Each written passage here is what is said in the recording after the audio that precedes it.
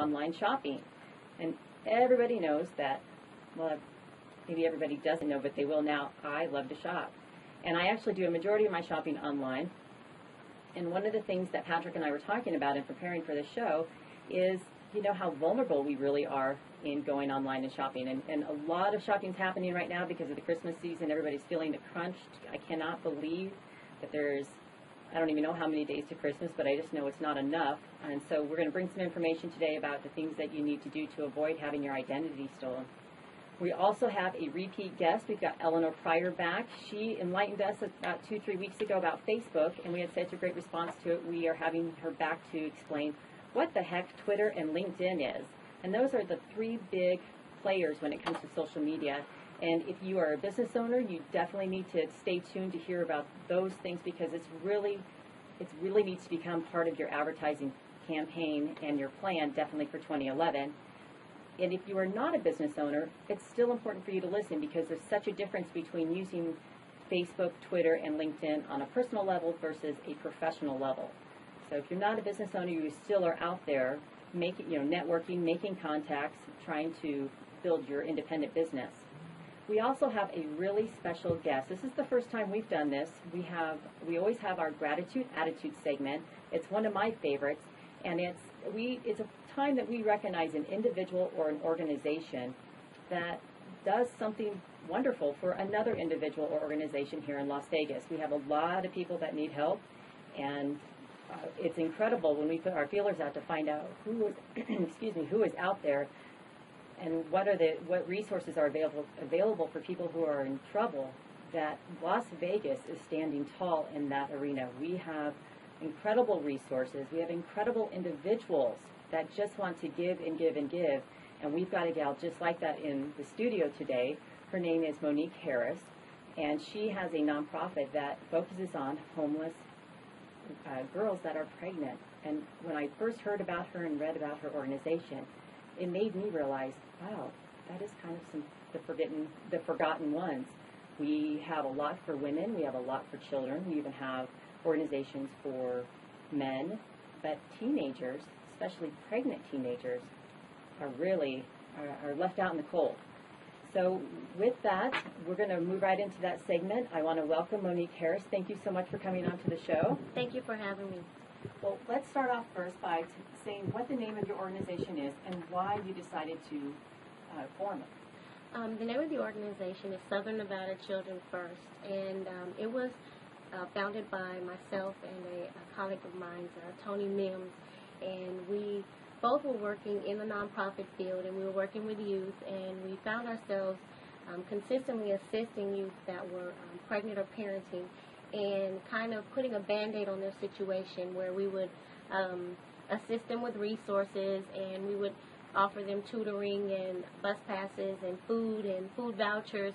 But we found these young ladies consistently coming back asking for help or in a worse situation or abused or have connected with a pimp or expecting again or expecting for the first time. And so she and I, to make a long story short, ended up getting together, and Southern Nevada Children First was founded.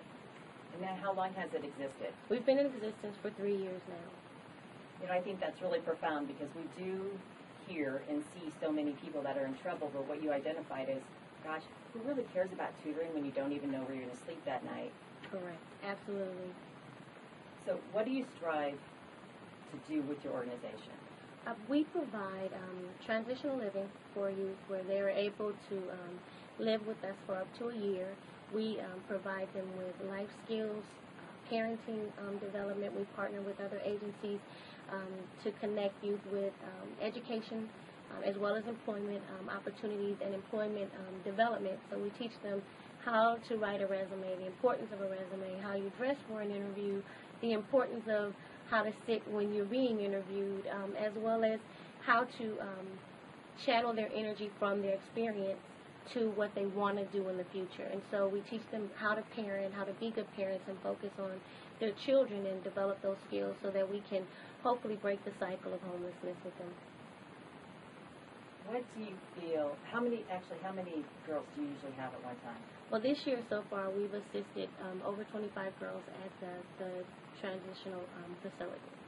And you had mentioned that you have several programs. There's a program that I read about that is a 52-week program. Yes, that's our life skills program. What that is we have someone that comes in and works with the youth, and each segment is 4 weeks long, and they work on whether it's finances or nutrition or credit, the importance of credit.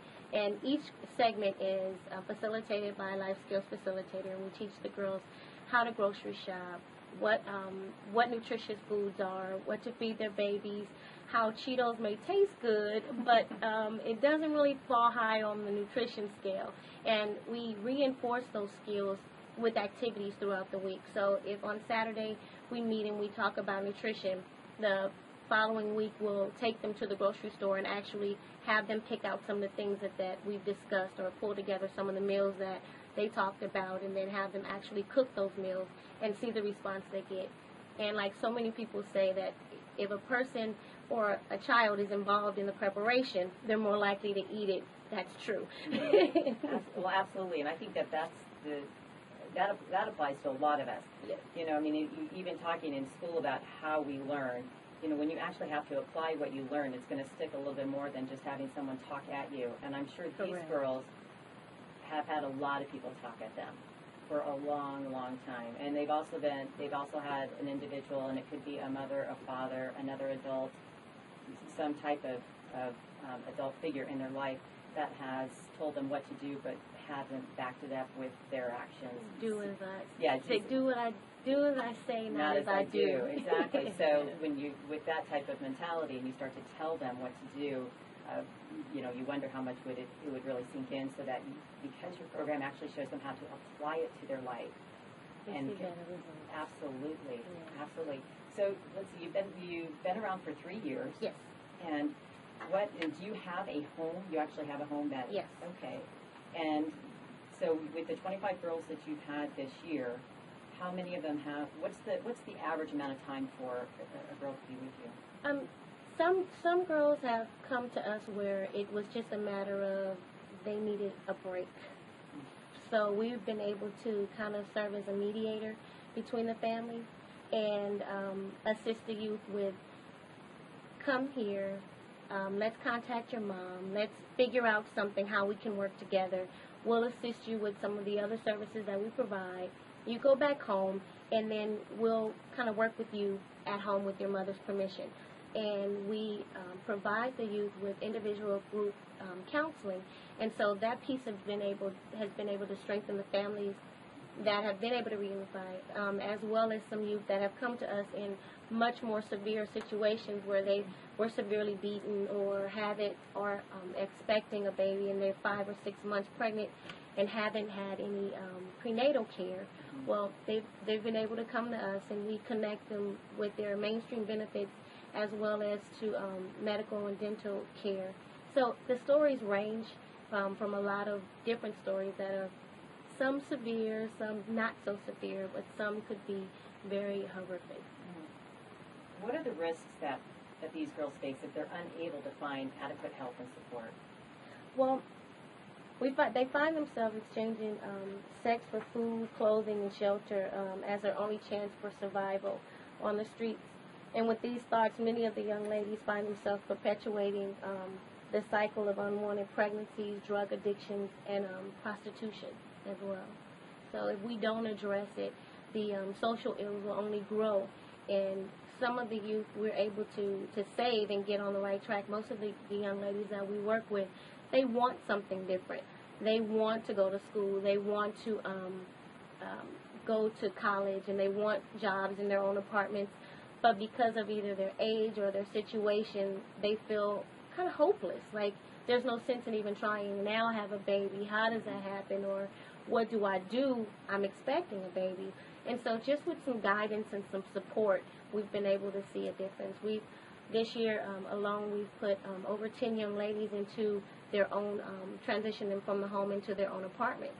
And to see the look on these young girls' face where they hold their keys up and say, I got my first apartment or my only apartment, thank you guys so much for helping us to get off the street and into a safe environment for myself and my babies. when you work with them in their own home, like you said, some of them come, you teach them life skills, they're able to go home, apply it, and work with their mother, their father, their parents. Do you find that you end up teaching sometimes the mother and the father? Most definitely. They learn by modeling, or they overhear some of the conversations that the worker may have with the young lady, and you see them trying to implement it, or they'll pull them to the side and say, "I heard you say such and such. Where did that come from? Why did you do that?" And so they do inquire about change. I think it's a little easier to work with younger people when it comes to change and actually implementing it and seeing it, but definitely it's what do you call it? Well, it's a life change. I mean, you know, with what you offer these young women and going into the home, working with their guardian or their parents, you really are assisting in a big way of breaking that chain. Correct. And what I'm hearing is that these are people that want change. They don't like their current situation. But like you said, it gets to a point where it's so hopeless and so overwhelming. I mean, just let's take the pregnancy out of the picture. And if we think about when we first started, you know, gosh, the first time we were going to move out of the house, first off, we just wanted to get out. We're like, woo-hoo, we got freedom. And, you know, mom and dad can't tell us what to do. You know, but then all of a sudden, you know, you're out there working and you're not managing your money right, and you can't pay rent, and you're eating top ramen, and you're doing all these things, just even as a young adult, and then to put a child in the middle of that and not even know how to care for a child. I mean, I had my daughter when I was in my 30s, and the hospital must have thought I was insane because they had to show me how to put the bottle in her mouth, for goodness sakes, you know, because I didn't have any experience. I wasn't a babysitter. I didn't do any of that. You know, I wasn't a baby person. So to think about being 15, 16, 17, I mean, you know, I can only imagine what their ages are, and all of a sudden being responsible for another human being, yes, it's just so overwhelming.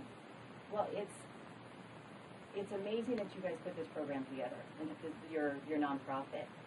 If people want to reach out, they want to either donate to you, or if there's certain goods that you're looking for, how can they get hold of you? Well, they can contact us at our office number, and that number is 702-487-5665.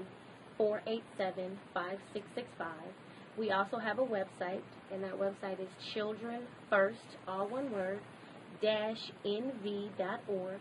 Again, that's Children First, all spelled out, one word, -nv.org.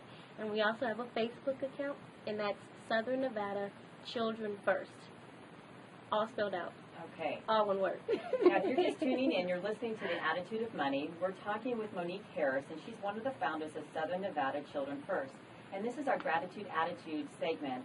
This is where we feature an individual or an organization that's doing something incredible for another individual or organization. And she's our first-time guest for the Gratitude Attitude segment. But what you guys offer and the organization that you put together simply off of seeing needs. You know, you and your partner Tony could have stayed where you're at in the other organization, you know, but you saw a need, and you said, wow, this Band-Aid's just not going to work, and it's not helping these girls because they're just going to get caught in that cycle, and it's not working.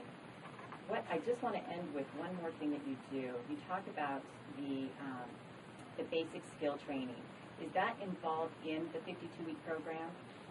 The basic skill trainer is youth that are more severe or who have experienced more physical, sexual abuse, and they are we're able to partner them up with someone that can help them kind of understand what they've gone through. So it's kind of like a individual counselor that you can take home, and they see you multiple times during the week.